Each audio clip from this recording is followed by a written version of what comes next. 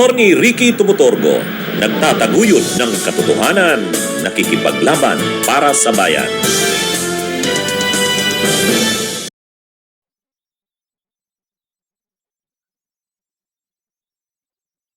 Mga kabunyog mga kababayan, welcome sa isa namang episode ng ating TAK, ang take ko ni Attorney Ricky Tumutorgo.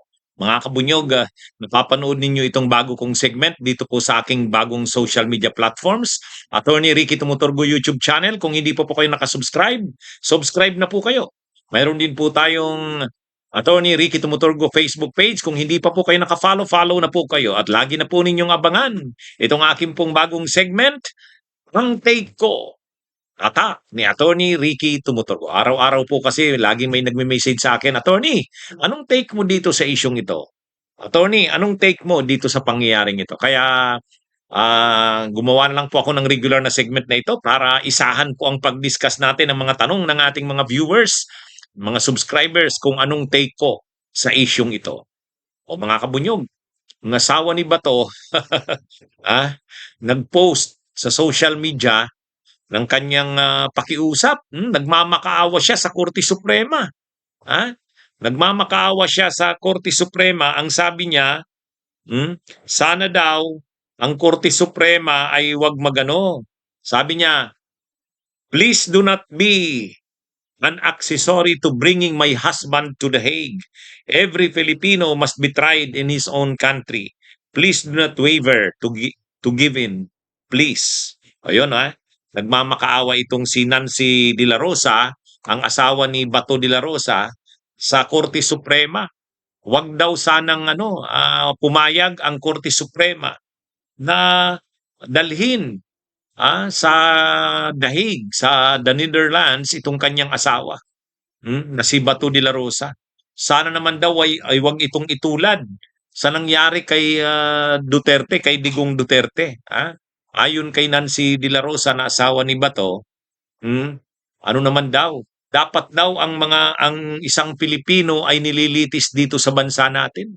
Ipaglaban daw ang sovereignty ng bansa natin, ayon dito kay Nancy de la Rosa. Kasi kapag daw isinurrender si Bato de la Rosa sa ICC, parang inamin naman daw ng Korte Suprema ng bansa na walang hindi nagpa-function ang ating criminal justice system. Sa totoo lang, ang daming sinabi nitong asawa ni Bato de la Rosa.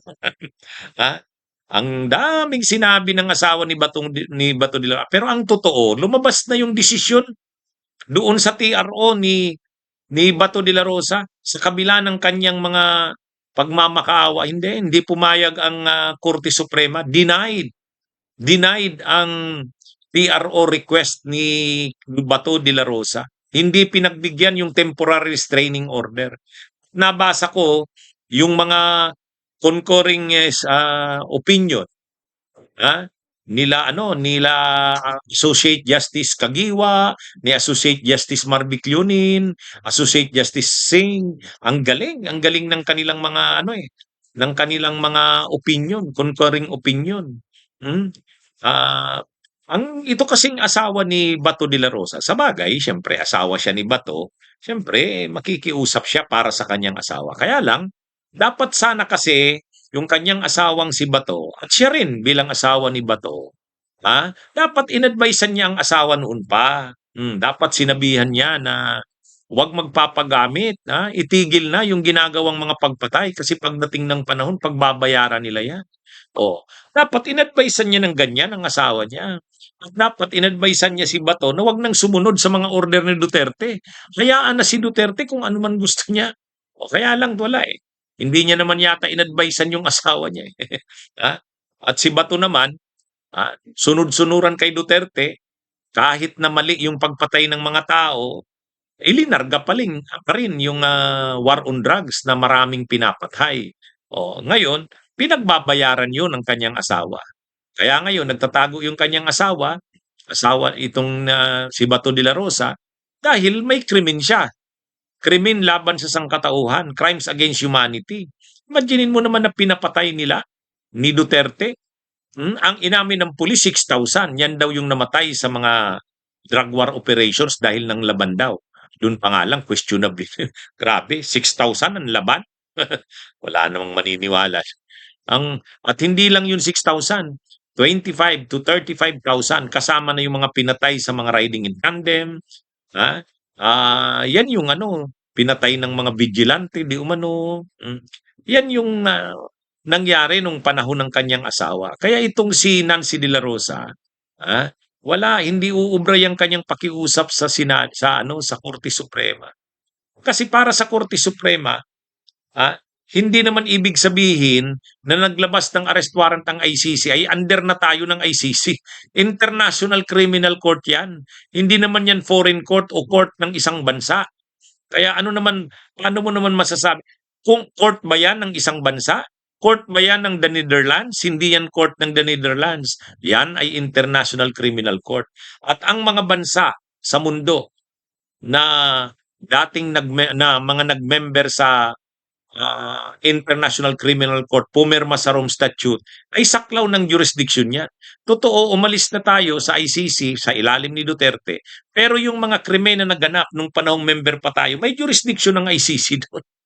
Yung kanyang asawa, nung chief of police pa ng Davao, at yung kanyang asawa ng PNP chief na nung panahon ni Duterte, yan ang krimen ng kanyang asawa. Kaya co-perpetrator ang kanyang asawa eh. Oh, sa dami ng krimen na nagawa ng kanyang asawa, sa dami ng napatay sa ilalim ng kanyang asawa, kaya co-perpetrator ang asawa niya. Ngayon, yung mga krimen na nagawa ni Duterte at ng kanyang asawa, hindi naman simpleng homicide lang, hindi naman simpleng murder lang na kung ilang tao lang, hindi. Ilang pung libo yan. Kaya nga crimes against humanity. Yun siguro ang hindi naiisip nitong asawa ni Bato de la Rosa. Akala siguro niya simple-simple lang ang krimen na kinakaharap ng asawa niya. Hindi ito simpleng krimen. Crimes against humanity ito. Kaya ha, kahit anong gawin niyang pakiusap, wala. Nagdesisyon na ang Korte Suprema.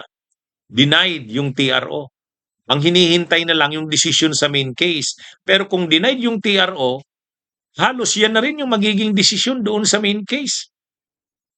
Kaya ano yan mga kabunyugma. Anyway, karapatan niya naman yan na magmakaawa. Kaya lang sana naisip niya yan. Kung naaawa siya sa kanyang asawa, dapat naawa rin sila doon sa ilang pung libong pinapatay sa ilalim ng kanyang asawa. Yun. Yun dapat. Ha? Huli na ang lahat eh. Huli na ang lahat. Pinagbabayaran na ngayon ng kanyang asawa, ni Bato de la Rosa, ang krimen na nagawa niya. Ayan ang ano dyan, yan ang malinaw dyan. Walang krimen na hindi pinagbabayaran. Kaya, bagamat, syempre, naaawa siya sa kanyang asawa kasi nagtatago ngayon. At posibleng madala na yan sa ICC, pag naaresto yan, ay wala eh. Talagang marami silang ginawang krimen ni Duterte. At pinagbabayaran na nila yan ngayon. O ito mga kabunyog, may bagong komposisyon na ang Blue Ribbon. May bagong komposisyon na ang Blue Ribbon. Ay syempre, bago na ang liderato ng Senado, pinalitan na ang syempre nagpalit ng Senate President, si Cayetano na, pinalitan na rin ang Blue Ribbon, hindi na syempre si Lacson. So ngayon, ang chairman na ng Blue Ribbon ay si Pia Cayetano. Si Pia Cayetano na ang chairman ng Blue Ribbon. Ay wala namang ang masaklap dito. Tingnan niyo naman ang komposisyon ng Blue Ribbon ngayon sa ilalim ni Cayetano. Ang chairperson si Pia Cayetano. Dalawa ang vice chairperson, si Jinggoy at saka si Marcoleta. Ang mga members ay si Chis Escudero, si Bongo, si Amy Marcos, si Robin Hood Padilla, si Camille Villar at si Mark Villar. O yan yung mga members ng Blue Ribbon. Kabunyog. Ang masaklap dyan, ang vice chairperson, si Jinggoy at saka si Marcoleta, pareho may kaso. Si Jinggoy, pinirmahan na ng ombudsman yung kanyang yung information ng kanyang kaso na isasampa sa Sandigan Bayan. Baka nitong susunod na mga araw, aarestuhin na ito. At si Marcoleta naman, mayroon ding kasong plunder. Pero mga vice chairperson siya ng Blue Ribbon Committee. Imagine niyo yan. Mga vice chairpersons kayo ng Blue Ribbon pero may mga kaso kayo. Oh, si Chis Escudero, member, may kaso rin, plunder din. Si Bongo, oh, member din, pero may kaso rin ito. May sa ICC, tapos mayroon pang mga kaso ito na plunder din. Si Amy Marcos, kapag tanggol naman ito, nila Marcoleta tsaka nila Jinggoy. Si Robin Hood Padilla, si Camille Villar, saka si Mark Villar, may mga kaso rin ito. Ha? May mga kaso ito ng insiders trading, manipulation ng mga shares ng kanilang korporasyon. Kaya wala, ano bang nangyari dito sa Blue Ribbon? Senate Blue Ribbon Committee, ang Blue Ribbon ang nag-iimbestiga ng mga katiwalian sa gobyerno, ng mga korupsyon sa gobyerno. Ah, Ito ang nag-iimbestigang Blue Ribbon. Paano mag-iimbestiga ng mga korupsyon sa gobyerno? Sila mismo, si Jinggoy, si Chis Escudero, o sangkot sa mga kaso ng korupsyon. Ito ngayon ang Blue Ribbon Committee sa ilalim ni Cayetano. Ang mag-iimbestiga ng mga nakarawan ay mga magnanakaw. Kaya, yan ang malungkot dito sa bagong liderato ng Senado. Hmm. Kaya ano ito mga kabunyog mga kababayan, nakakasuka itong Senate Blue Ribbon Committee na to. Hmm? Pero yan ang pinagmamalaki ni Marcoleta. Sabi ni Marcoleta, ito daw Blue Ribbon ngayon, magaling daw to. Hindi daw tulad nung dating Blue Ribbon sa ilalim ni Lacson. Pero mas magaling yung Blue Ribbon sa ilalim ni Lacson. Ha? Halagang yun, nirekomenda nun, kasuhan si Cheese, kasuhan si Jinggoy, kasuhan si Jewel. Kaya nga ayaw pinapilit nilang palitan si Lacson. Kasi ayaw talagang bumigay ni Lacson. Ha? Sabi ni Senador Ping Lacson, bakit natin hindi irerekomenda na kasuhan ng mga colleagues natin na senador? Kung may ebidensya naman laban sa kanila, bakit natin babaguhin ang rekomendasyon? Yun. Pero itong Blue Ribbon Committee na ito ngayon na bago, wala kang maasahan dito. Mga sangkot sa anomalya, mga sangkot sa korupsyon, irregularidad, kawit-katiwalian, tapos sila mismo ang mga miyembro ng Blue Ribbon. Anong klase naman? Pinagluloko tayo nitong ano na to, itong mayorya sa ilalim ni Cayetano. Hmm? Anyway, mga kabunyog mga, pag-usapan natin tong si Trillanes, no?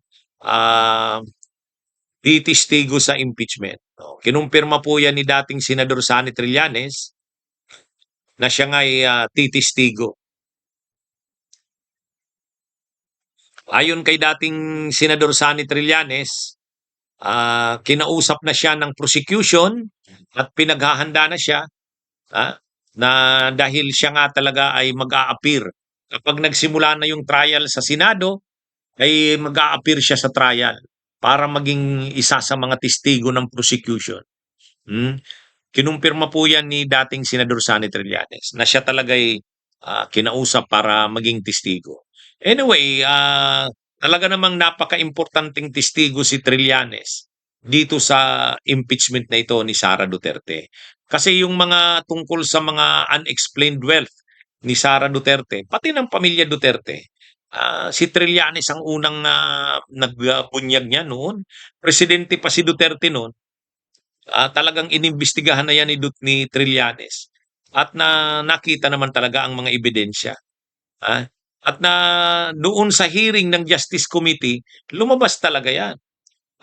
Yung mga yung mga actually yung pagdeposito ng pera sa mga accounts ni Sara, ni Manscarpio, ni Pulong, ni Baste, ni Kitty Duterte, yung mga pera na galing kay dun sa drug lord di umano na si Sammy Uy. Si Trillanes ang nag-expose niya noon pa. At ngayon, yan yung mga titistiguhan ni Trillanes sa hearing sa impeachment trial. Kaya sabi ni dating Senador Sani Trillanes, handa na siya. Kahit pa i-cross-examine siya ng mga i-cross-examine siya ng mga abogado ni Sara, hindi, wala sa kanyang problema. Sabi niya, handa siya dyan. At talagang papanindigan niya yung kanyang mga sinabi doon sa Justice Committee. At saka yung kanyang sinumpaang salaysay na naglalaman ng kanyang mga nalalaman tungkol sa mga anomalya ni Sara Duterte. Kaya pagdating dito sa Senado, handa siya. Hindi naman siya natatakot. At kasi totoo lang naman daw yung kanyang mga sinasabi. Kaya isa si Trillanes sa magiging mga matitibay na testigo sa impeachment. Okay, mga kabunyog, mga kabayan, magandang araw sa inyong lahat. Mabuhay po tayo.